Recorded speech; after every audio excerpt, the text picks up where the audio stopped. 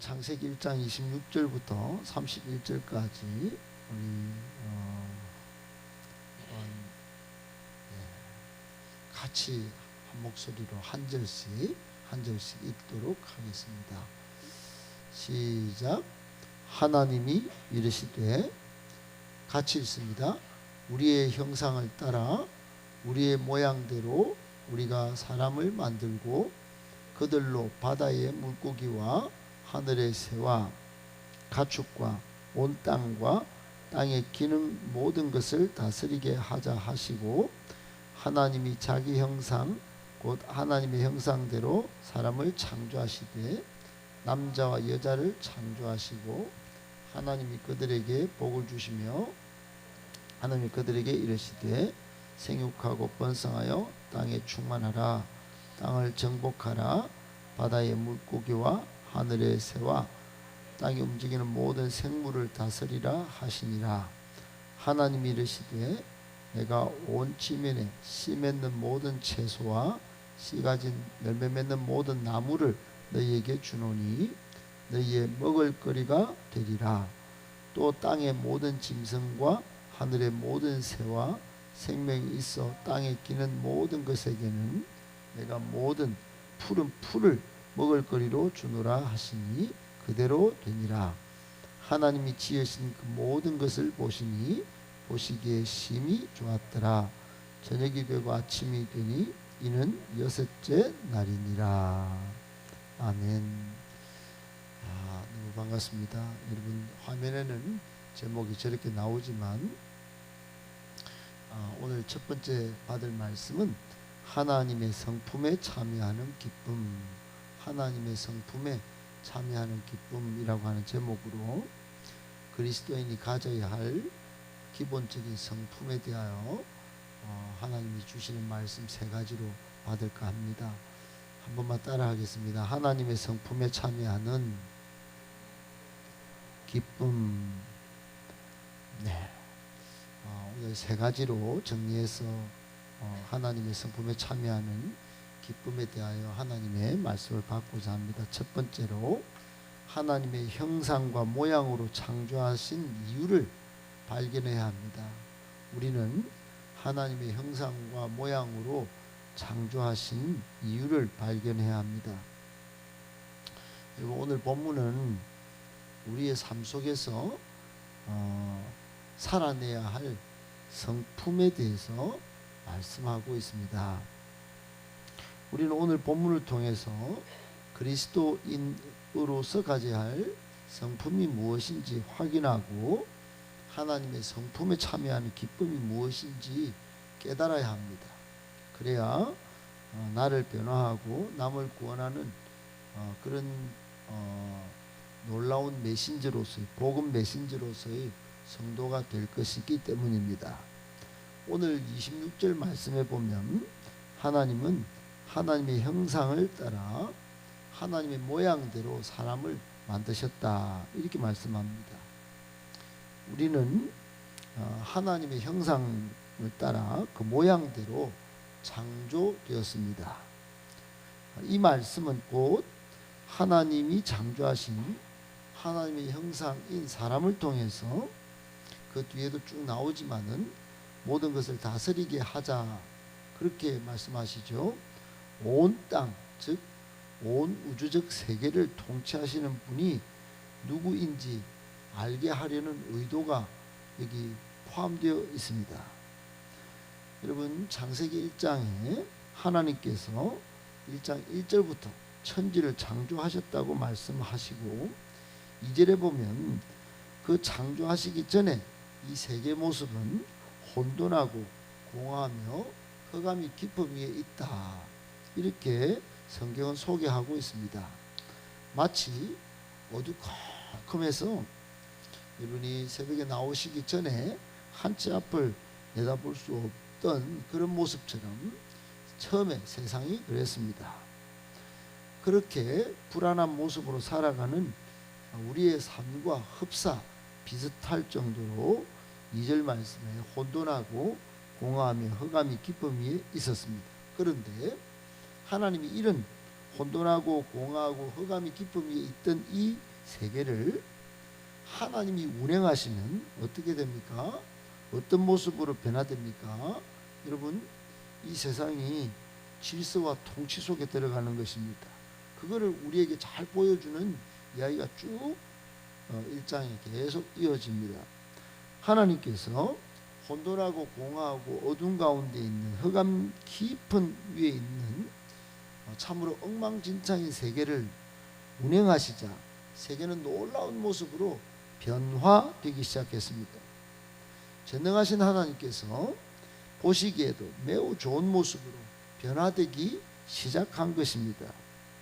그리고 그 창조가 완성되는 절정에 하나님께서 심히 보시기에 좋은 모습, 이보다 더 아름다울 수 없는 모습으로 끝까지 창조가 계속 이어졌다고 말씀합니다.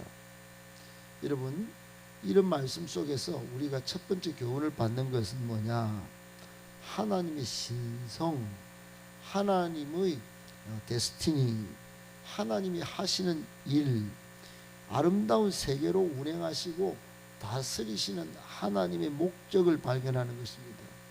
하나님은 참된 창조주요, 참된 통치자이십니다. 하나님은 정말 그 신성으로 이 세계를 흑암 위에 공허함 속에 두기를 원하지 않으셨어요. 혼돈 가운데 흘러가기를 원하지 않으셨다 이 말입니다. 하나님은 이 땅을 창조하시면서 온 우주 세계가 아름다운 세계로 운행되기를 원하셨습니다. 여러분, 이걸 꼭 기억하고, 첫 번째, 여러분, 하나님은 이 우리를 그 속에 다스리는 자로 우리를 하나님의 형상과 모양으로 만드신 것이에요. 그러니까 하나님은 온 우주를 아름답게 만드시고 운행하실 때 그 위에 우리를 본인은 참된 창조주로 참된 통치자이시면서 우리로 하여금 하나님 형상과 모양으로 만드시고 다스리게 하셨다 하는 것입니다. 꼭 기억하시기를 바랍니다. 두 번째, 성도는 그러므로 만인 제사장으로서의 직무를 수행해야 합니다. 여러분, 하나님의 형상대로 사람을 창조하신 목적이 무엇일까요? 하나님은 사람을 만드시고 창조하신 목적을 따라 특별한 임무를 주셨습니다. 15절 말씀에 보면 경작하며 지키게 하셨다, 이런 말씀이 있습니다. 히브리어 성경에 찾아보면 경작한다는 말은 종으로서 섬긴다, 종으로서 일한다, 이런 뜻을 가지고 있어요.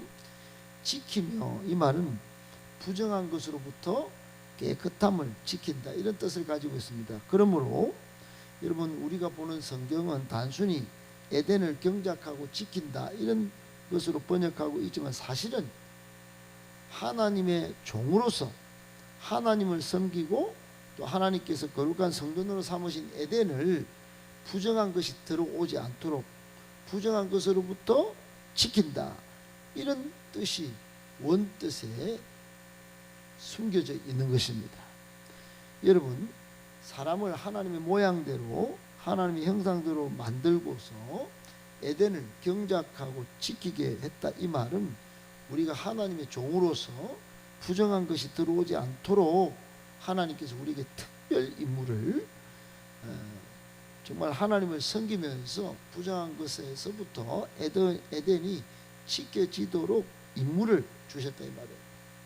그런데 구약 성경에 보면 이 일을 누가 하느냐? 제사장과 레위인이 했습니다. 제사장과 레위인의 사역은 대단한 임무였어요. 하나님께서 아담을 창조하실 때는 제사장이라는 직분 자체가 없었어요. 그런데 그 일을 누가 했냐? 첫사람 아담이 그 일을 했다는 겁니다.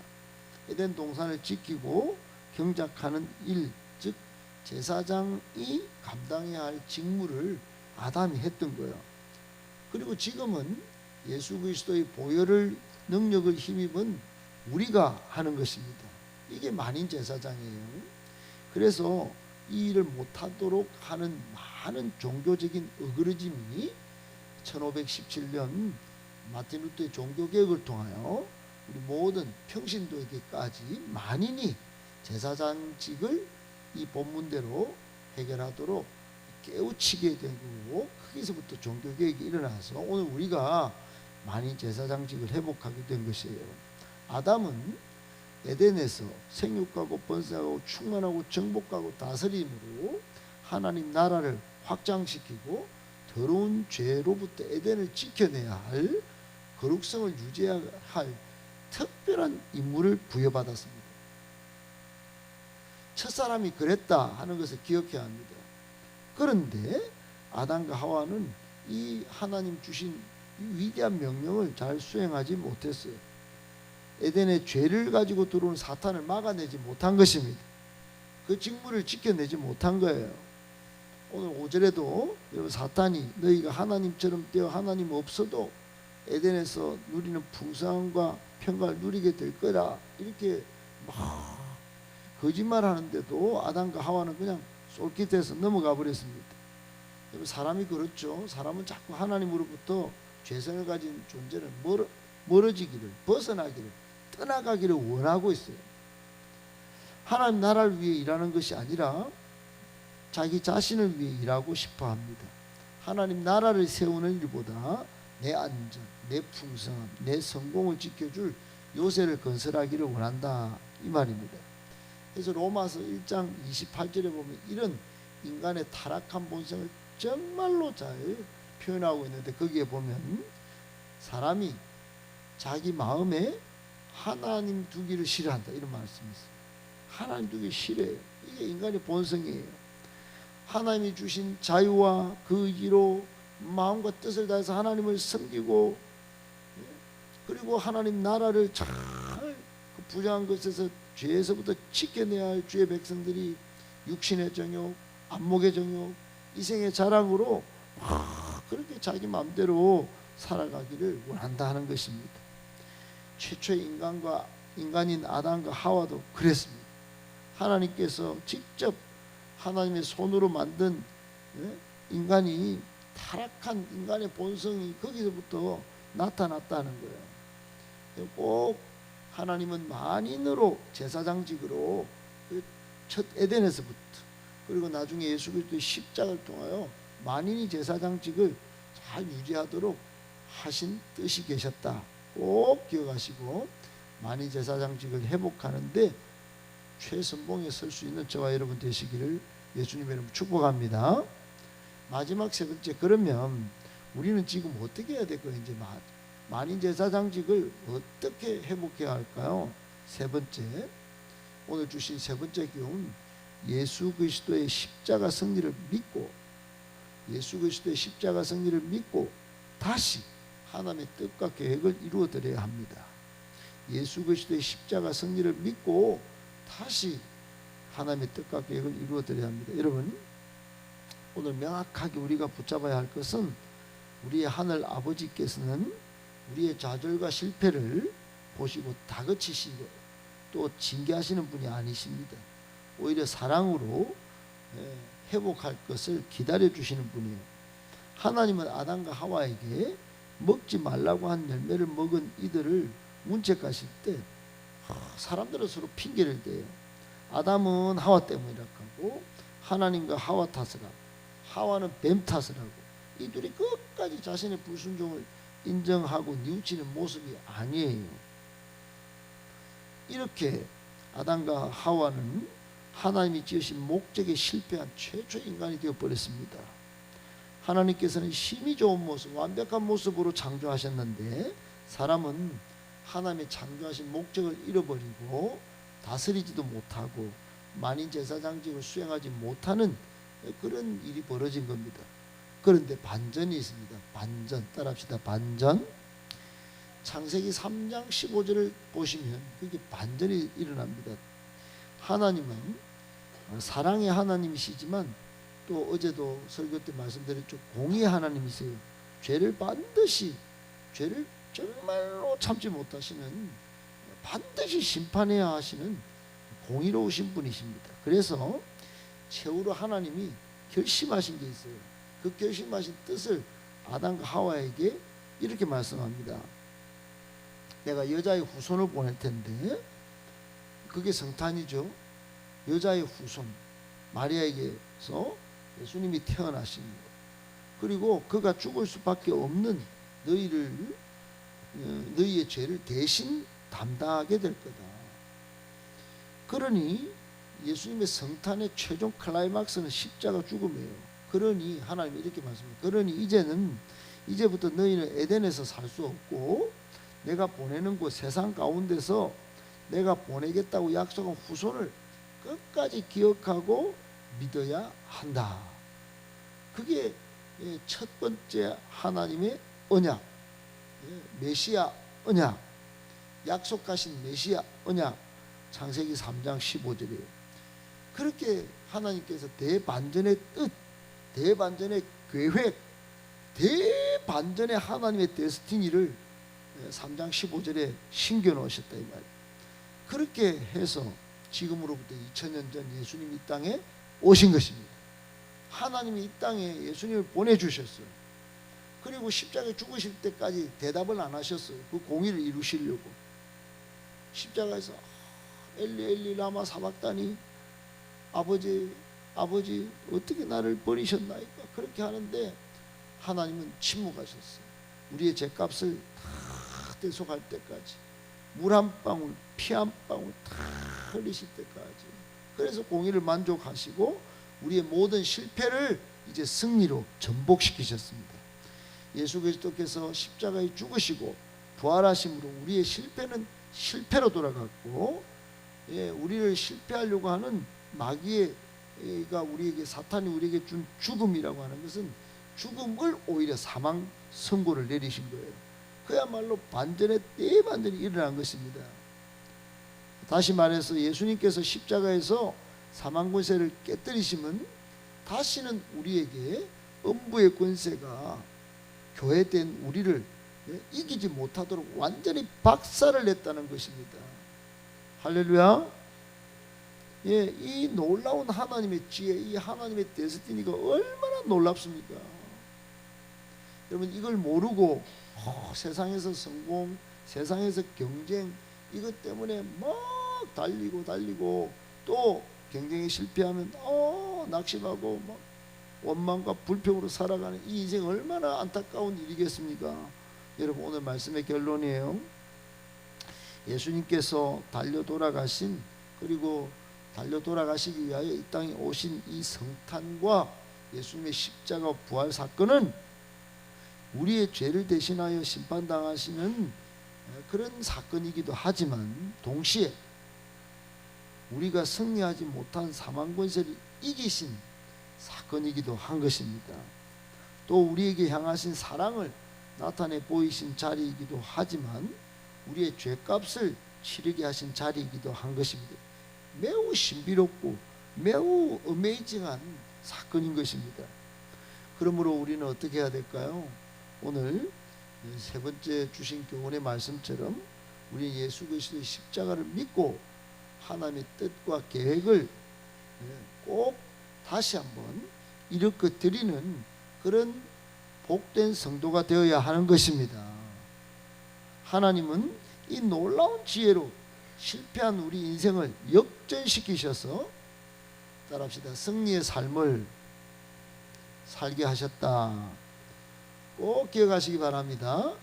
이제는 마귀와 사탄의 유혹에 넘어가거나 실패하도록 하나님이 만드신 게 아니고, 예수님을 보내신 성탄과 십자가 부활 사건으로 모두가 예수께로 돌아와서 하나님을 섬기고 하나님의 뜻과 계획을 이루면서 하나님의 나라를 세워가는 승리의 인생을, 역전의 인생 되도록 하셨다 이 말입니다. 우리 인생을 하나님께 내어드릴 때 우리의 삶에서는 그동안 바라보지 못했던 새로운 소망의 한 줄기 빛이 들어오는 것이에요.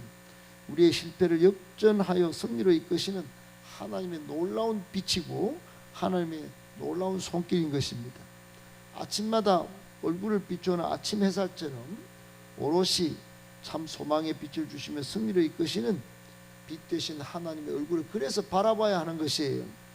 나의 실패를 역전시켜 오늘 하루도 또 앞으로의 인생도 소망으로 또 승리로 이끄시는 하나님을 기대하면서 이제 3주 동안 하나님께 부르짖는 새일의 특별 새벽기도가 되기를 축복합니다. 2024년도도 실패한 과거의 삶을 청산하고 또 정말 승리하고 복되게 살아가는 새해를 하나님께 허락해 달라고 기도하면서 이제 2024년은 나의 뜻, 나의 성공만이 아니라 하나님의 뜻, 하나님 나라의 성공을 이루며 사는 그런 교회, 그런 건강한 성도, 건강한 교회 되기를 기대하며 달려가는 우리 복된 성도님들 다 되시길 예수님의 이름으로 축복합니다.